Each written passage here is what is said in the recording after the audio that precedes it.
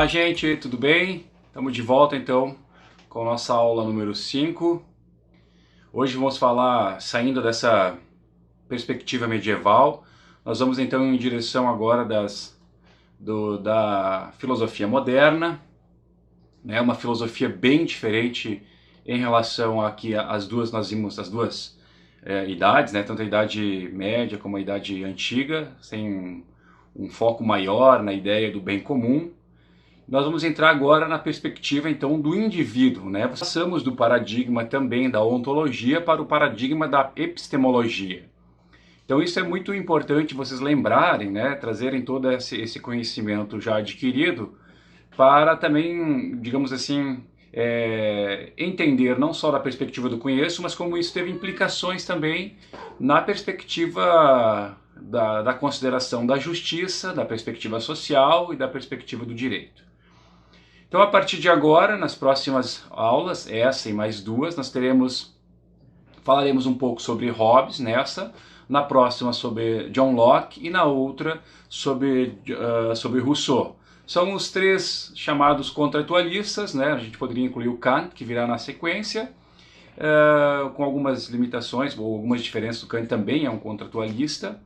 Mas nós vamos falar então esses pensadores na sequência, que são pensadores bem modernos, né? Hobbes, né, é um teórico do absolutismo, né? Importante dizer que ele está em 1588 e faleceu em 1679.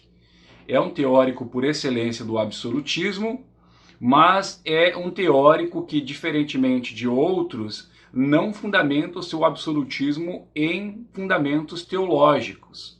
Certo? Eu já citei em alguma outra aula o Sir Robert Filmer, que será o alvo das teses do John Locke, e este autor realmente fundamentava o poder absoluto do Estado ou do soberano nas bases da Bíblia mesmo, né? Que teria aí a obra deste senhor do Sir Robert Filmer, a obra O Patriarca, e ele tenta fazer uma reconstrução de que o poder do soberano advém diretamente aí de Abraão e assim por diante. Então, por isso que John Locke, quando nós lemos John Locke e não vemos ele fazer um contraponto ao absolutismo de Thomas Hobbes, a gente entende neste viés. É uma fundamentação de um Estado absoluto, mas não com fundamentação teológica, certo? Então isso é muito importante compreender essa diferença. O fundamento do Estado absoluto hobbesiano vai ser o contrato social, que é a base, então, obviamente, dos contratualistas. Esse é um período que o Hobbes escreveu, é um período extremamente turbulento na Inglaterra.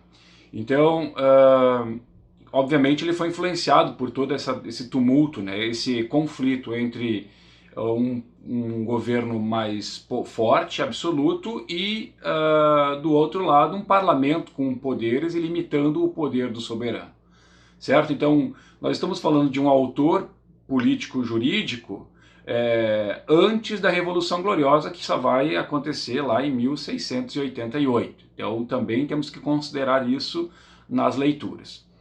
As duas grandes obras que o Hobbes, assim, nessa perspectiva da justiça e do direito, que é o foco da nossa disciplina aqui, nós encontramos no Leviatã, que é a obra por excelência, que é de 1651, e a obra do Cidadão, que é de 1642. Obviamente que a obra o Leviatã é uma obra, um clássico da humanidade, né? Para quem quer compreender filosofia política, filosofia do direito, filosofia, né, no geral, entender uma leitura antropológica do ser humano em sociedade, nós temos que ler, então, a obra essa obra que é o Leviatã. Entender também que nesse período nós estamos passando recentemente por reforma, né, a reforma que estava acontecendo na Alemanha, começando, né?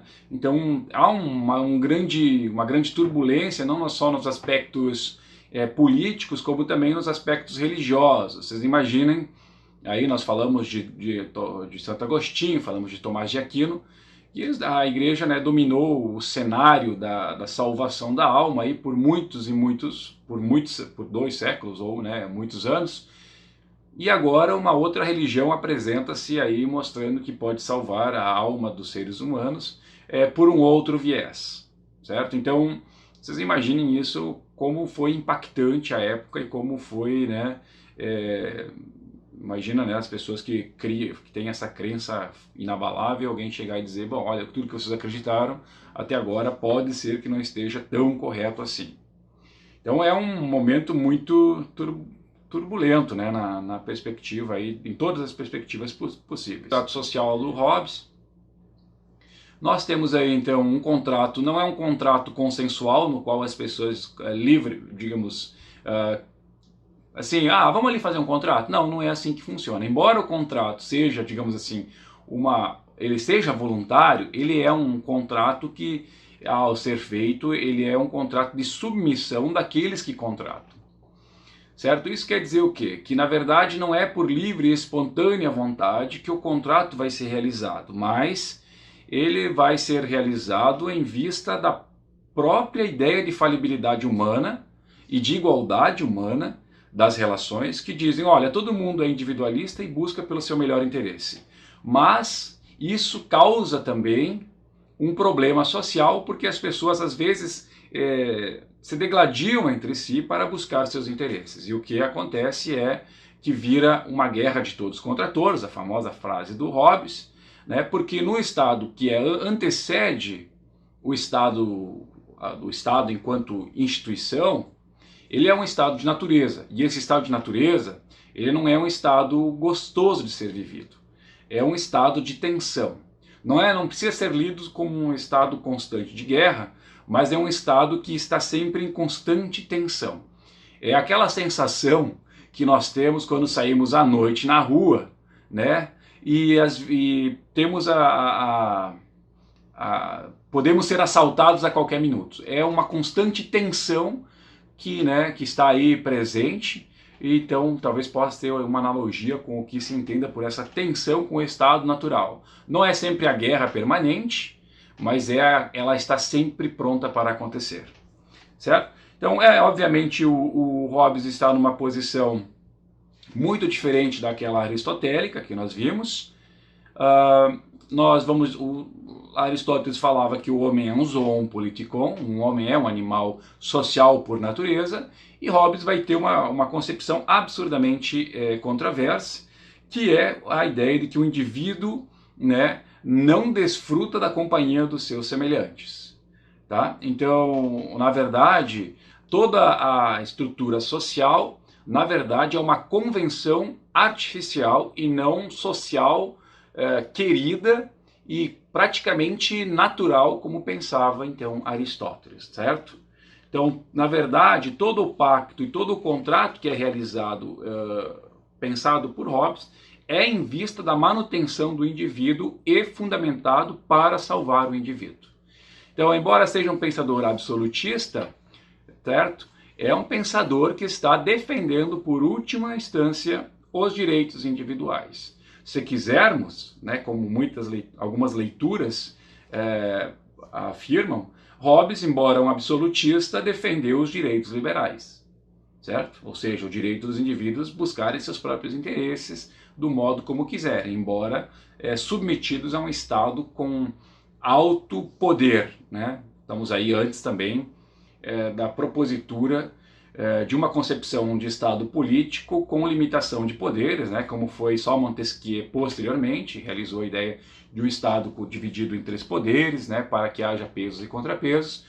Nós estamos muito antes disso. Então Hobbes imaginou os direitos, de certa forma, interessantemente, mas um modo de proteger os direitos com um Estado altamente absoluto. Né? A ideia de um Estado de natureza, que é o Estado, vamos dizer, Estado em ordem cronológica, o Estado de natureza, o pacto e o Estado, como a ideia como Leviatã, certo? Ele é um Estado, né, que muitas vezes gera uma vida solitária e por isso gera algumas preocupações, fragilidade e, por conseguinte, né, o medo constante de ser a qualquer momento aí interpelado por outro indivíduo que pode tirar a vida, né, ou tirar a posse e tirar as coisas que são dessa pessoa, né, ou seja, a sua propriedade, certo? Então a associação aqui acontece quase que as pessoas associam-se para se defenderem nesse aspecto, né? E não porque desfrutam uma da companhia agradável da outra. O fato de nós sermos seres racionais e a razão ter um caráter instrumental nesse aspecto não permite que haja seres absurdamente superiores uns dos outros. Existem pessoas com muita força, certo? Que o poder físico acaba dominando as outras pessoas, mas a astúcia, né, o uso da racionalidade e a racionalidade no desenvolvimento de armamentos ou estratégias de emboscada pode colocar esse sujeito também num estado de medo e fragilidade. Então, quer dizer, não importa quanta força física se tenha, a razão pode, com seus subterfúgios, igualar as condições. E também, então, essa igualdade física também a igualdade na necessidade dos recursos, certo? Ou seja, todos nós precisamos comer, precisamos de água, vestimentos e assim por diante. Então, se cada ser humano se cada ser humano precisasse de uma coisa, não haveria este conflito. Mas como todos nós precisamos basicamente das mesmas coisas, então o conflito é iminente porque há uma escassez nos recursos, não há abundância total desses recursos. O seu direito natural em última instância, a gente pode dizer que é o direito à preservação da vida do indivíduo, certo? Toda a sua filosofia, a filosofia do direito, a filosofia política, está a serviço da preservação do indivíduo e do que isso significa. Em outras palavras, daquilo que é seu também. Então, Hobbes vai dizer que o estado de natureza é, por excelência, um estado belicoso, né? E aí eu vou citar a famosa frase do Leviatã, não haverá, cito Hobbes, não haverá como negar que o estado natural dos homens, antes de ingressarem na vida social, não passava de guerra. E esta não ser uma guerra qualquer, mas uma guerra de todos contra todos, né? E aí vai, então, né, nesse estado de guerra de todos contra todos, o homem é o lobo do próprio homem. Ou seja, não há um inimigo natural que se iguale ao ser humano. O ser humano é o inimigo de si mesmo, né? Nesse aspecto, dada a igualdade de condições e de necessidades que nós temos. Então, a associação entre os indivíduos não é algo natural, como pensava Aristóteles. Será algo totalmente artificial em vista da proteção dos interesses e em vista, sobretudo, para resguardar a vida e o direito de cada um. Certo? Então essa é a principal, digamos assim, tese que vai ser defendida por Hobbes, né? A discórdia sempre é dada, né, nesse estado de natureza e ela continua no estado mesmo o Estado enquanto instituição, embora agora limitada pelas leis, mas ela sempre ocorre pela competição, pela desconfiança, pela busca da glória e assim por diante. Então a discórdia é sempre muito presente. No estado de natureza, ela acaba gerando a guerra de todos contra todos, mas no estado enquanto já instituído, né, com a presença aí do soberano, e vai existir a competição, a desconfiança e a busca da glória, mas ela vai estar então aí limitada pela lei que é posta pelo soberano, então que será a lei justa.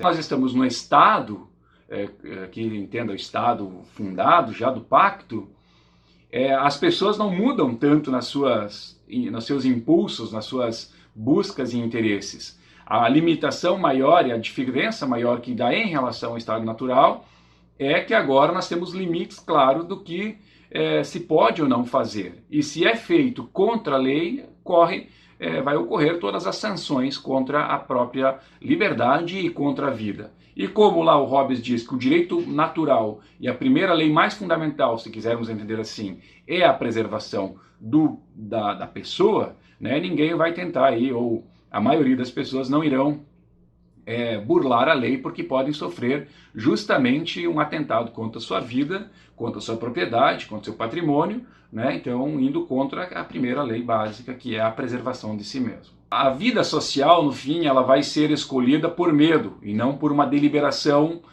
querida, certo? Então a busca da paz é fundamental para compreender por que nós entramos em sociedade. Nós não somos e não queremos a guerra, não é algo que nos permita viver tranquilamente. A guerra é sempre um momento de instabilidade. A segurança sempre é aquilo que nós, como espécie e como a própria ideia de que seja perpetuada, né, a espécie, se baseia sobre essa ideia de segurança. Esse medo vai fazer com que os cidadãos façam esse pacto, este contrato. É um contrato de transferência, né, de vontades, transfere as vontades individuais para a vontade do soberano. O soberano não vai estar submetido, né, à vontade, não tem que prestar contas sobre suas decisões, porque ele não está submetido ao pacto, certo? Então é um contrato de total transferências de vontades para o soberano.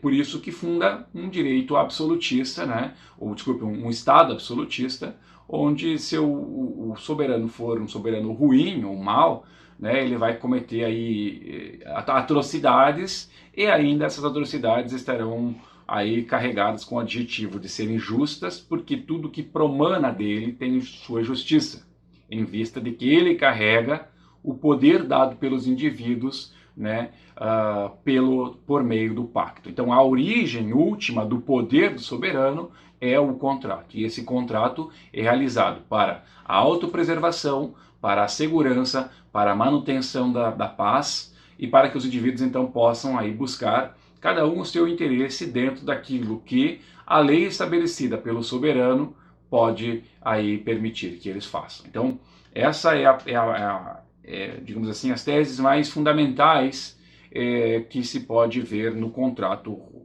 de Thomas Hobbes. Perfeito, gente. Então, interessante agora frisar alguns tópicos do direito natural hobbesiano nessa perspectiva. Hobbes, então, não vai negar que haja um direito natural, como nós vimos aí, eu já citei anteriormente. É interessante ver e notar que a justiça aqui, ela é uma convencionalidade, porque no fim das contas ela será o cumprimento das determinações do soberano, né? Porque ele, na verdade, é a legitimação, ele está legitimado pelo contrato em vista da alienação dos interesses que as pessoas fazem, né? Em troca de ter segurança, paz e perseguirem seus interesses. Então a segurança será, a justiça será, em última instância, essa cumprimento daquilo que o soberano determina. Obviamente que o Hobbes vai dizer que existem algumas leis naturais, e essas leis naturais, né, o Hobbes nunca negou elas existem também no estado de natureza. Entretanto, essas leis naturais, obviamente, são acessíveis aqui pela razão, né, e não aqui pela graça divina, como nós chegamos a ver lá em Tomás, na última aula, ou pela Santo Agostinho, né, acho que é mais Agostinho do que Tomás, né, a ideia de graça, né. Em Tomás a gente já viu que havia essa perspectiva de encontrar a natureza, por meio da razão, as leis, mas aqui nós encontramos nessa natureza, sem aqui um vínculo teológico, também leis naturais. E essas leis naturais, elas, embora podem ser acessadas pela razão, elas não acabam sendo cumpridas no estado de natureza, porque nós somos muito levados pelos impulsos, interesses, e desejos e etc. Então, o que o Hobbes vai dizer, olha, as leis sempre existiram. As leis é como se houvesse, antes de uma lei positiva, uma lei moral que determina o que e como e o que deve ser feito, mas pelo modo como nós somos compostos na nossa antropologia, nós não conseguimos cumprir ela ao pé da letra. Então parece que o Hobbes está dizendo, em outras medidas, é que nós precisamos estar sempre submetidos a um poder maior, porque nós não sabemos controlar nós mesmos. Não estou dizendo que todos são assim, né? Mas aquele que não consegue seguir as leis da natureza, que são preceitos, que são normas, eles acabam quase colapsando todo o sistema, porque eles geram a insegurança e geram aí também, né, essa desconfiança e fragilidade do sistema. Então, essas leis naturais, estando aí, nós não cumprimos elas, então há uma necessidade de que o soberano, embora com esse seu poder absoluto, possa efetivar aquilo que as leis naturais disseram. Então, também é interessante nós vermos, se formos fazer uma leitura mais acurada do Hobbes, que embora seja um estado absoluto, existe ainda algumas diretrizes que o soberano pode usar para digamos assim, administrar o sistema todo. Nenhuma dessas leis amarram a sua gestão, mas elas dizem, né, para que caminho seguir. As leis naturais precedem o próprio pacto e precedem também a própria vida no Estado. Então leio aqui uma passagem. É o ditame da reta razão no tocante àquelas coisas que, na medida das nossas capacidades, devemos fazer ou omitir, a fim de assegurar a conservação da vida e das partes do nosso corpo.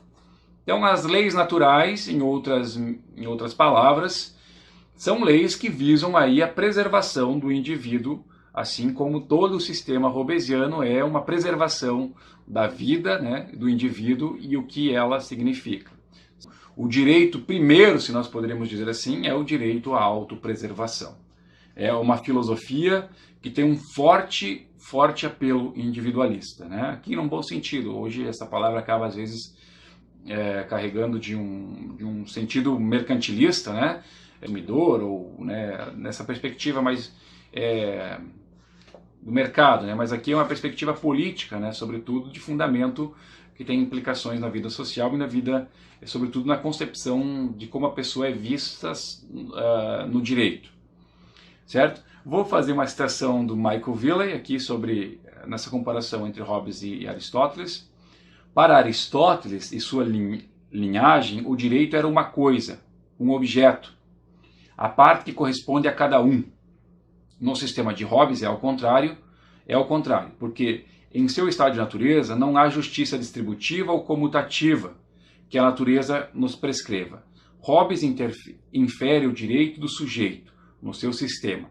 O direito não é mais uma coisa distribuída ao sujeito, mas seu atributo essencial, uma qualidade do sujeito.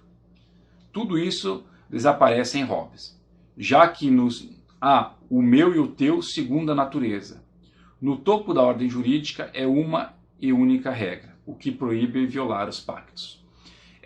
O Hobbes vai dizer, né, quando ele começa a elencar as leis da natureza, que a primeira lei da natureza e a mais fundamental é aquela que é buscar e seguir a paz. Certo?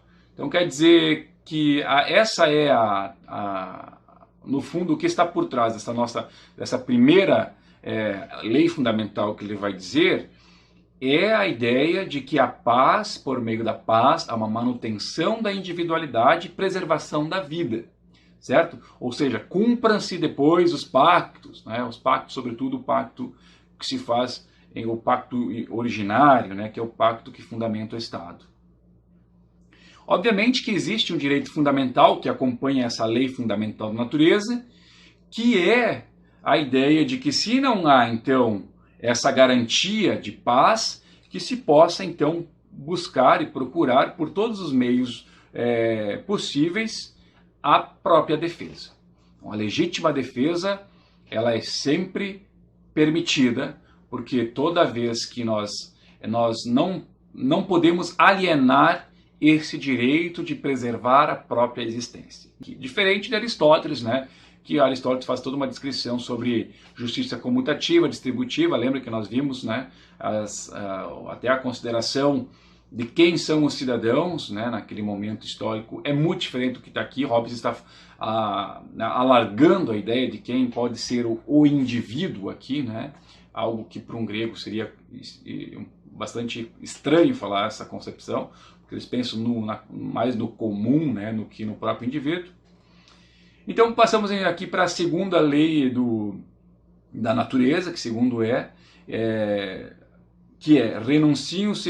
que só se pode renunciar o direito, né, os seus interesses, né, a passar o direito, transferir, desde que os outros também transfiram suas pretensões universais. Então aqui a ideia sempre é de contrato, né? mesmo, né, que haja uma bilateralidade das vontades e do que é e do objeto desse contrato, certo? Então não faz sentido alguém fazer, né, nessa ideia de contrato, né, existem as subdivisões de contratos no direito civil, mas como a doação, que é unilateral, etc. Mas aqui o mais importante é notar que ambos têm que propor o mesmo objeto, certo? Ou colocar à disposição o mesmo objeto, que é, em outras palavras, é recusar a liberdade irrestrita de fazer o que se bem entender.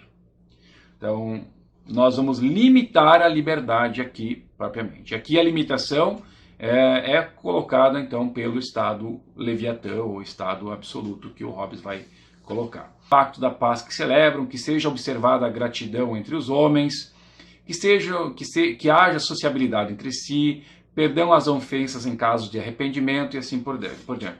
Muitas delas, né, lembram bastante preceitos morais, e que seriam então ordens pré-estatais e pré-positivas que depois fundamentariam toda a positividade jurídica que o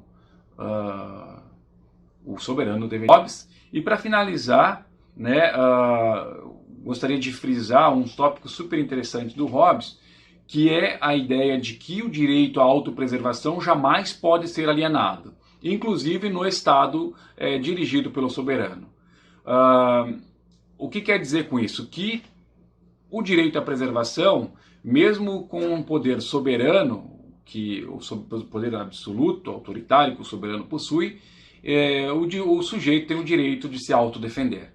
Então, né, não quer dizer que o soberano não possa mandar executar o indivíduo, mas que esse direito está sempre guardado ao sujeito. Então, digamos assim, uma lei construída pelo soberano que coloca em risco direto sua vida, ele está legitimado em não obedecer. Tá? Então essa é uma tese muito importante, porque aqui, digamos assim, ou melhor, vou colocar assim, é o que a gente chama de desobediência civil, e ela está legitimada e justificada pelo um preceito, vamos dizer assim, moral, que é da própria preservação do indivíduo, certo? Então, em outras palavras, aquilo que foi criado para preservar a vida dos indivíduos por meio de um pacto de transferência de vontades, não pode construir algo que lese aquilo que ele construiu para defender, ou seja, a preservação da vida dos indivíduos. Certo? Então, essas são as teses principais do Hobbes, é um autor super importante, gostoso de ler também, né? Sugiro que leiam o Leviatã, quem não teve a oportunidade ainda. Prazer em ver vocês, até a próxima aula, um abraço.